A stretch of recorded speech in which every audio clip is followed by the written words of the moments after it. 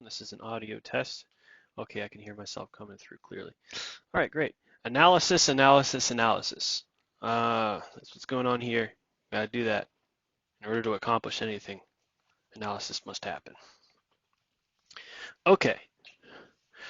I've gone through the first 6 chapters of Secrets of Successful Self-Employment by Paul and Sarah Edwards, and now I'm going to go through the last 6 chapters, the notes that I've taken on them. Um, this is really, really helpful stuff. I mean, if you've already been self-employed for a while, and then for you to go back and look at this, part of you is going to be feeling like, well, tell me something I don't know. Some of it's going to feel like, well, this is just common sense. Part of you is going to feel like, well, there's nothing new going on here. On the other side of it, um, it, what it really does is helps you to hone your priorities and hone and focus in on the things that really matter, because your thoughts can be astir when you're in self-employment. Your thoughts can be astir, and you can go in 100 different directions. Like, for example, I spent 25 books on stocks. What a waste of time that was. Not to say that nobody should ever study stocks, but it took me 25 books to come to the conclusion that stocks are a waste of time. No, it might not take that much for most people, but I'm an academic person. I'm a bookish person, right? So I needed to be convinced that I had explored and turned every stone unturned because of the investment strategies that are out there. There's so many of them. It was really encyclopedic. I needed to really make sure for sure that I wasn't missing anything. And I came to the conclusion that literally the entire stock market is a waste of time. And the real nail in the coffin for that was a lot of statements by William Matthews in Getting On in the World. Um, the best way to accumulate financial amounts is self-employment, increasing your income through self-employment, and then just simply setting aside that money into a savings account. That's it. Sounds simple, but how to do that is it can be technical at times, confusing, foggy at times, and that's why audiobooks like this are extremely helpful to help you focus and hone in on the aspects that really matter. Okay. Um, so part of this is methodology, and part of this is psychology. Um, so a lot of times when people think about self-help as a word, they don't think of it as, oh, that's a business book. They think that's some sort of an emotional psychology helping book. But self-help since the 1800s actually came out of the business community. Was originally a way for people to experience economic empowerment in their career. Okay, and then but as time went on, the psychology element started to replace the economic virtues of diligence, thrift, and honesty that you see in Proverbs. So you're going to see it's half psychology, half methodology. One of the psychology elements you run across in chapter 7 is naysayers. You're going to have family, you're going to have friends, you're going to have colleagues, you're going to have coworkers, you're going to have people. If you go and you talk about it to them, they're going to be like coming up with all sorts of common sense sounding objections against why you should do that, right? Why? Because that's just completely, it's a paradigm shift. You are really breaking outside of the intellectual box here, and they just don't have a grid for that. Doesn't even make sense for them, right? So prove them wrong. But you have to be your own self-motivator. That's the thing. Because nobody else is going to motivate you. So uh, books like, audiobooks like Secrets of Successful Self-Employment, it's like having a self-employment mentor. It's like having a mentor. Because none of those other people are going to encourage you. All they're going to offer is criticism and discouragement. So you need to shut these voices out in order to get to your goal. Got to shut these voices out. These voices of skepticism, criticism, and discouragement. These people that are just gonna throw up intellectual obstacles, and you can't even think straight. You're working on an intellectual problem. You're trying to get. It's like working on a math problem and having annoying people come in and interrupt you every time you can't finish the solution. You need to have breathing space to be able to think things through. Get them out. Does that mean cut off communication? Maybe it does.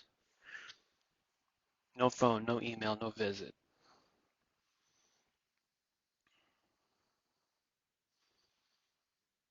A lot of people out there are saying, look, rich people are just lucky, poor people are just unlucky.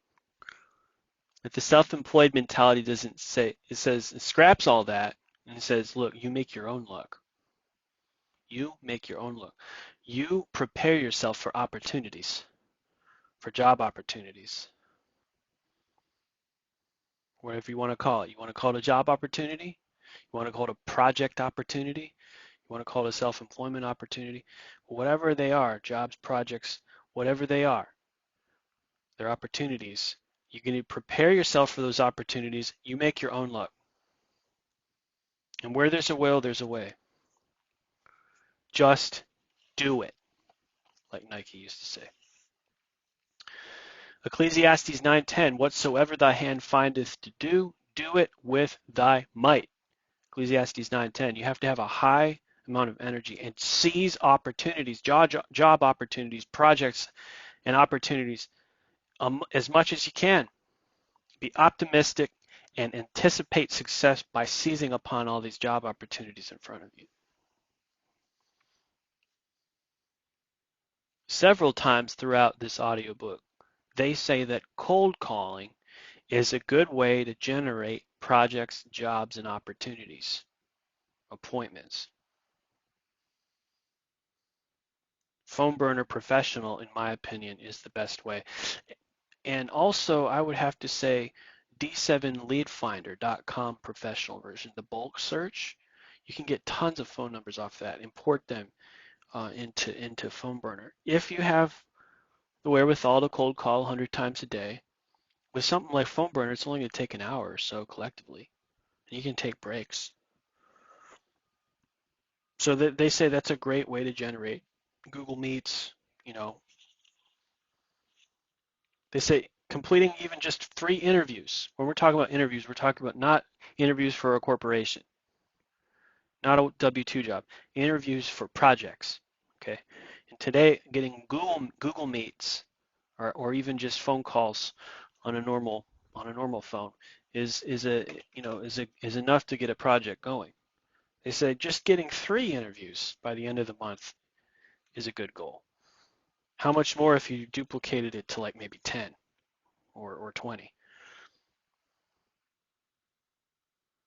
You got to be disciplined. You got to develop a routine around it and never stop. Never stop pushing. In chapter 8, the idea is there, whether you're using Microsoft Teams, whether you're using Zoom, or whether you're using Google Meets.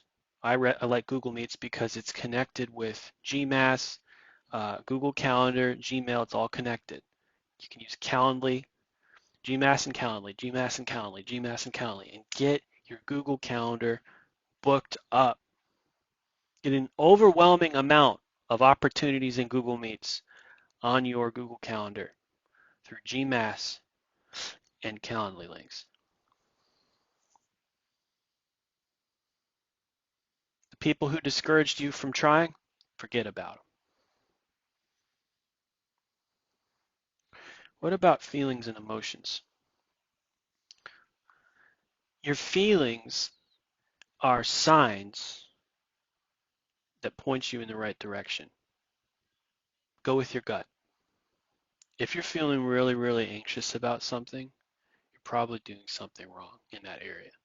And you need to pay extra close attention and analysis to that. It might require you to go and get an audiobook on that subject, like cold emailing or something.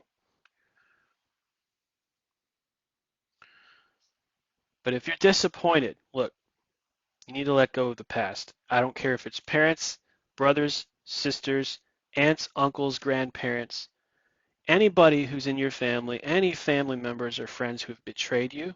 Look, Matthew 10:21 says that people who follow the Lord are going to get betrayed by close relatives.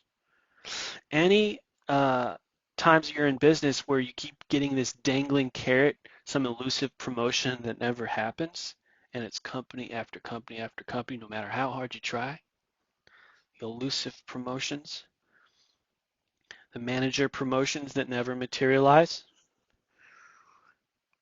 projects that you thought were going to be really lucrative, they didn't materialize, they just ghosted you. These things can cause disappointment, but the emotion of disappointment is designed, they say, it is designed to help you let go. Let go of it. What are you supposed to do when you got family and friends that are just negative and persecuting? Let them go. What are you supposed to do if you never get promoted? Become self-employed then. What are you supposed to do if you keep losing projects and opportunities? Do a 20,000 email e-blast on GMass and figure out how that works with Contabo. Get plenty of opportunities. Be self-employed. Be self-reliant and God-reliant. Remove negative people who lie, who cheat, who steal, who give false promises. Remove them. Become self-employed, get plenty of job opportunities, and rely on God. Don't rely on people. Chapter 9,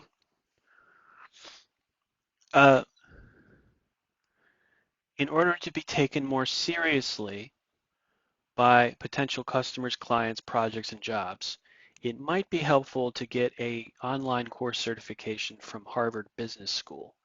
Just having that on your LinkedIn or your resume can can improve your image, your professional image. And these things are cheap. I mean, they're like $1,700 a piece. You take a course in something, maybe entrepreneurialism or digital marketing strategy, and now you've got Harvard on your resume, dude. That impresses people, and they talk about that. Um, it talks about how your signature in your email, you should give yourself a creative and authoritative job title now that you're self-employed. Um, Even though the technical job that I do is business development representative, sometimes when I'm emailing people back and forth to try to get a job, I will position myself as a business development strategist, not a representative. Although my emails will oftentimes say remote business development representative just to get those people's attention. But when they see strategist on my signature, they understand, oh, I'm a little bit more than just a cold caller. So a lot of this stuff is about positioning and leaving impressions of you can be taken seriously. And going on Fiverr and getting icons, logos, um, FAQ stacks that you can attach as PDF documents that really make you look professional only help to improve um, your image that you might be taken seriously. Some people make a big deal about having a website for this. I don't see this as necessary. What is important though is to have a business logo, I think, and to give yourself a title that's going to help you be taken seriously. You could say owner. I'm the owner of this company, right, of this business. It's a one-man business, but you want to give the impression that, I mean, I've had so many, because I've positioned myself so well, some people have had to actually ask me on the meetings, do you have people working under you? And I've had to say, no, it's just me and my wife. But I've positioned myself so well with my branding or whatever, and I don't even have a website.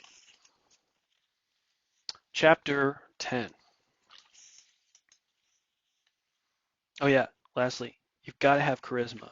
Tommy Boy, think Tommy Boy. Now, granted, that's a dirty movie. Only watch it if it's edited, VidAngel, ClearPlay, whatever. But that's a guy who has charisma. He's not professional, but he's got charisma and he's got chutzpah. You got to have that. Chapter 10, avoid unreliable money like loans, business loans from banks. That's not the answer. Loans are never the answer. in any sort of business. You should stay away from it 100%, and I totally agree with them. Unlike Daniel Defoe, who 300 years ago said, oh, everybody needs to have business loans all the time. Yeah, well, he ended up in the debtor's prison. So I don't think he's really a good guy to listen to on that point. No, I agree with these people. The answer is not loans. The answer is customers. You've got to look at customers as the only way you're going to make money. So if you're getting your money from borrowed sources, you're just setting yourself up for disappointment and depression. You have to look at getting enough customers to pay you sufficiently, they said. Totally agree. More customers, more customers, more customers. And the two things that really come out at me again are email blasting through GMass Contabo VPSL, 20,000 emails in 4 weeks. GMass Contabo VPSL. This is mainly a note to myself because it's a technical thing. John, just remember this. GMass Contabo VPSL, 20,000 emails in 4 weeks, okay? 1,000 emails a day, splayed among 2 G Suites. Just remember that. And then Phone Burner. If you really want to try this, Phone Burner Professional, 100 dials a day to generate appointments that way too. More customers, more customers, more customers. You've got to step up your marketing efforts, and this is a really good way to do it.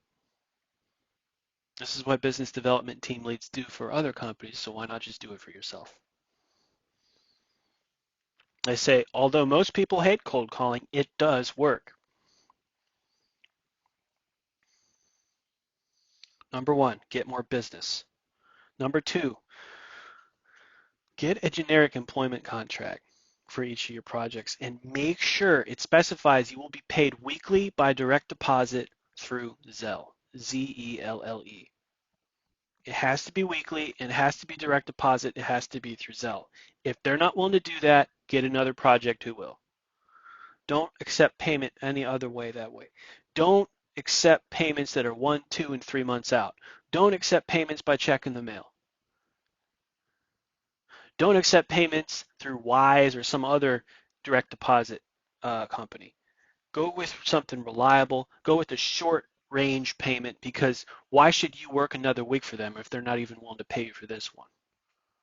Plus, it's easier to budget your money if the payments are more short term out. Number 3, set yourself a reasonable price range. I like to use the Zippia job titles salaries. Zippia says that the business development representative salary by state generally ranges between 700 to 900 a week. So if you're up in the New York states up there, New York, Pennsylvania, New Jersey, West Virginia, Virginia, or if you're over in the West, Oregon, California, Washington, Alaska, you can get away with charging $900 or $800 a week as a BDR. All the other states, though, it's about $700 a week. Never drop below that. Never compromise. And if you're not getting any takers, then you need to be blasting more emails out. And if you ever do land a project, John, and somebody says, you're doing a really good job, knee-jerk reaction, go right back to them and say, can you please leave me a favorable LinkedIn recommendation? Can't make everybody happy, but when you do make a customer happy, when that emotion is high, ask them to give you a LinkedIn recommendation. It will only help you to build momentum with future projects if you do that. Chapter 11 says there are some frequently occurring self-employment hurdles that self-employment people run across. Number 1, not knowing how to market yourself. This is why they keep drilling this over and over and over. Cold call, email, cold call, mail, direct mail. Email blasting wasn't big back then. It was 1995 when they were talking. But I can tell you direct mail has most likely been replaced by email marketing, cold emailing. Not knowing how to do that. I first ran across the idea of email blasting in 2017 when this veteran sales director showed me a mail merge in Outlook, 5,000 emails, boom, got 2 appointments off of that thing right away. People don't know how to market themselves. That's huge. You can't get any business if you don't know how to do that. Number 2, not zelling your payments by a contract. And if people are late on a payment, they don't do follow-up emails. Look, just a reminder, just a friendly reminder that the invoice is due on this date, blah blah blah blah blah. And then when the money comes through, I'll just let you know that I received it. You don't have to confront people and be like, dude, where's my money? Just be like, friendly reminder, the invoice is due, blah blah blah. And then when it comes through, I'll just let you know. There's been people like that that have been 2 days late on paying me. You know, um, repeat offenders in this area, right? You got to do it. Um, Computer technology problems. My recommendation is to never buy a used computer from some discount electronic place. Always get a brand new computer from Walmart, um, because if something goes wrong, you can take it to them for repairs. And you're not going to be buying, it's not like going to Best Buy where you're buying the most expensive computer on the market. Best Buy is like, they sell the most expensive gaming computers in existence there. So I'd recommend Walmart. Get it the most frugal, reasonably priced, um, it's gonna be fast and up with the times. You're looking at about a $700 computer system if you do that. And to always have both Norton and Malwarebytes installed on your computer. Norton specifies general antivirus. Malwarebytes specifies in a specific type of antivirus called malware. So both are necessary. You should have both of them installed on your computer. Avoid used computers though. Used computer screens, fine, but don't buy used computer systems. Very bad idea.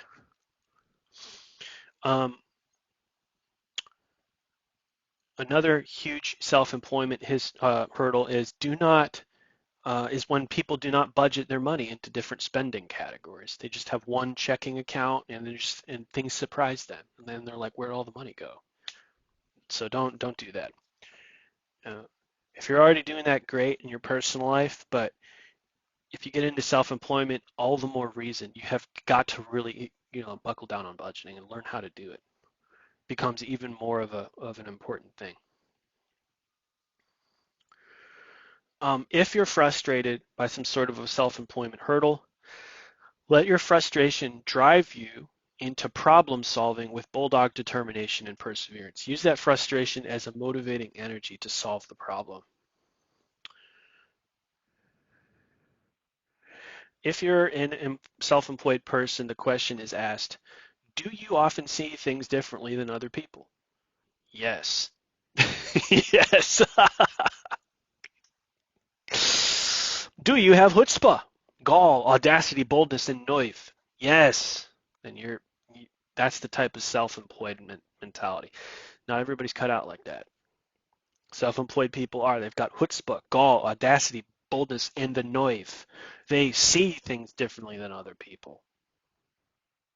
In some cases, some people who are self-employed, also called home-based businesses, can become millionaires. In chapter 12, you've got to understand that there are going to be problems with people. Sometimes you're dealing with people, you're dealing with problems. If you've got people, you've got people problems. Therefore, Next Insurance. Learn about Next Insurance, get a policy.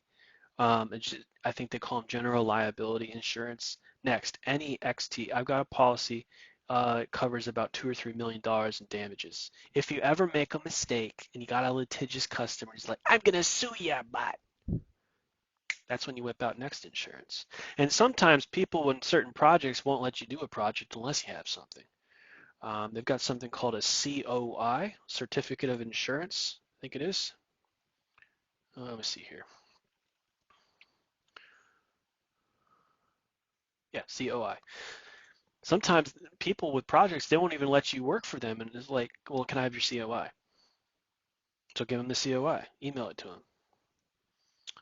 I would personally recommend avoid Google reviews. Don't get onto Google My Business because now people can trash talk you. That puts you in a bad position when you're trying to position yourself for projects in the future. Stay off Google reviews. There's nothing wrong with a website like WordPress. Just stay off Google reviews. Don't do Google My Business. Success Magazine was mentioned. That was the company and magazine that was started by Orison Marden in the early 1900s, and he wrote the book Pushing to the Front. Irvin Wiley mentions that book in Self-Made Man in America. To see that guy mention his product mention was interesting. You've got to have a survivor personality. You've got to be curious, flexible, empathetic for others. You've got to be resourceful, and you've got to have resilience. Things are not going to go your way. It's not a pie in the sky. People become homeless in America, in the land of opportunity. This is not heaven. We still have to eke out our existence here, and it becomes all the more real when you get into self-employment. You have to be self-correcting. You have to be self-improving. You have to be like, okay, I'm going to go back to the war room. I'm going to draw out the battle plans. How am I going to approach this thing again? Because I totally screwed up last time. If that's not you, then just stay a wage slave the rest of your life. You've got to be willing to take responsibility for your mistakes.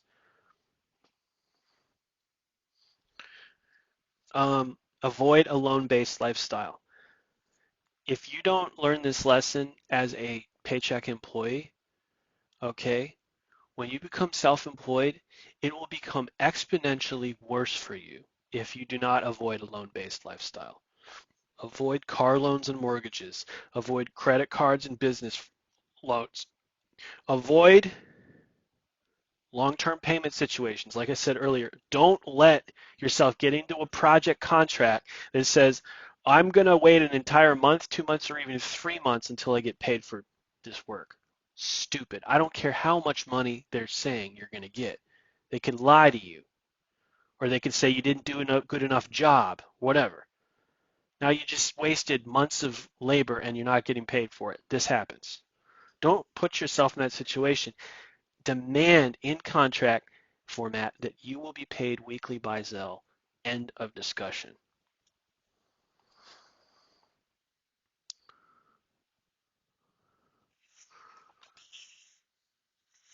Uh, Chapter 12, we're still on it. Just kind of wrapping things up here. Sending out opt-in emails like MailChimp. Okay.